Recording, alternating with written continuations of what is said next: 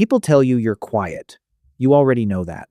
And if you're someone who consistently talks less than everyone around you expects you know what comes right after. Are you okay? You seem distant. You should really speak up more. They're not asking questions. They're filing complaints.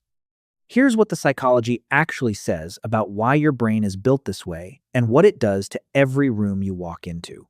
Most people are wired to fill silence. That's not superficiality, that's biology. Research published in Psychological Science found that even a few seconds of unexpected quiet in conversation triggers a measurable anxiety spike.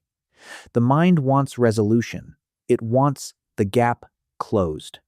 So people close it with noise, with half-formed opinions, with questions they don't actually need the answers to. And if you're in the room, you're watching all of this happen in real time. Here's the first thing people misread about you. They think you're withholding, that somewhere behind the quiet there's a backlog of opinions you've decided not to share like you're keeping score. You're not. And they're not entirely wrong that you're holding back. The difference is why. Elaine Aron, a psychologist at Stony Brook University whose research on sensory processing sensitivity was published in Biological Psychology, found that people with this wiring process social situations more thoroughly before outputting a response. The connection building, the language construction, the deciding what's actually worth saying, all of that happens before anything comes out. You're not slower. You're running more code. Most people talk to think. You think before you talk. That's not a deficiency. That's a different architecture entirely.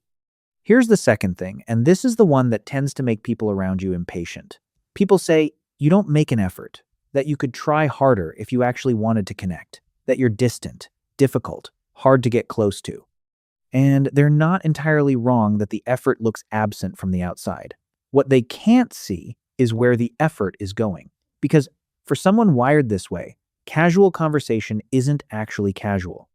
Your brain is tracking subtext, monitoring tone, deciding in real time what's worth saying and what isn't, while keeping up the external appearance of being present and engaged.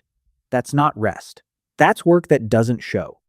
Hans Eysenk's arousal theory, developed across decades of research on personality and cortical activity, found that introverts operate at a higher baseline level of neural arousal than most people. They're already running hot. Social environments add significantly to that load. The effort is real. They just can't see where it's being spent. Follow for more on the psychology of quiet intensity. There's a lot more where this comes from. Now, here's the one that matters most. There's something specific that happens when you've been quiet in a room for a long time and then you finally speak. People had almost forgotten you were there. And then you say something, one sentence, maybe two, and something in the room shifts. Not because it was extraordinary. Because they weren't expecting it. Because everything you didn't say had been building up behind those words. And now they land heavier than anything said by the people who'd been talking the whole time. One person described it exactly like this. Strategy meeting, going sideways, everyone talking over each other, no alignment, anywhere. They'd said almost nothing for 90 minutes. Finally, they said 7 words. You already know the answer. Pick one. The room stopped. The decision got made. Nobody acknowledged the 90 minutes of quiet. They just absorbed the 7 words. Dr. Jennifer Kahnweiler, whose research on introverted leadership has been widely cited, calls this one of the most underestimated assets in any professional setting, the influence that comes from speaking less and more deliberately. People who talk less and prepare more often carry disproportionate weight when they do speak. Because silence, over time, becomes a signal. And that signal says, when this person talks, it means something. You've been building that signal your whole life, without knowing you were building it, but here's a question worth sitting with. Is your quiet genuinely how you're built, or did part of it become armor? Because both exist. There's the person who talks less because they're wired for depth, calibrated for signal over noise. And there's the person who went quiet because it hurt too many times to speak and not be heard. Both look identical from the outside. Only one of them is running on full power. You know which one you are.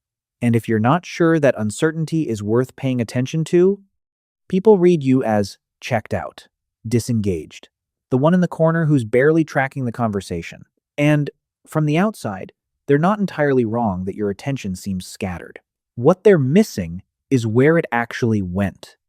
While other people are managing their performance, keeping the energy up, tracking how they're coming across, you're doing something else entirely. You're watching. Who interrupts whom? Who laughs a beat late? Who checks their phone while someone else is still talking? Who says one thing with their words and something completely different with their posture?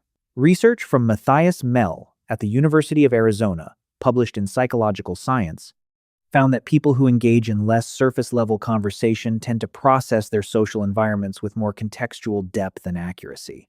They build a different kind of knowledge not from participating, but from observing. I remember sitting next to someone at a work dinner once, years ago now. They'd said maybe 10 words the whole evening. Someone finally turned to them and said, "You're very quiet." They just nodded. Didn't apologize, didn't explain, didn't fill the silence with anything, just nodded. I think about that nod more than I should. It was the most complete answer I've ever watched someone give. The people around you think you're disengaged. You're the only one in the room running an accurate read.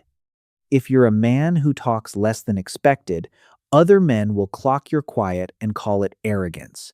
Not because you're showing off, but because your calm makes their volume feel unnecessary. Your composure makes their performance visible to themselves. That discomfort belongs to them. What they're reading as coldness is control. And control, in a room full of noise, reads as a kind of threat they can't quite name. Most people spend their whole lives calibrating their volume, saying just enough to stay visible, just enough to be remembered, just enough to not disappear. You never learned that instinct. Or you outgrew it. Here's what that actually means. Some signals travel farther when there's less noise around them. Which of these signs felt most familiar? Drop the number in the comments. I want to know which one landed first. And if you know someone who's been called too quiet their whole life and never understood why send this to them, sometimes having a name for it changes everything.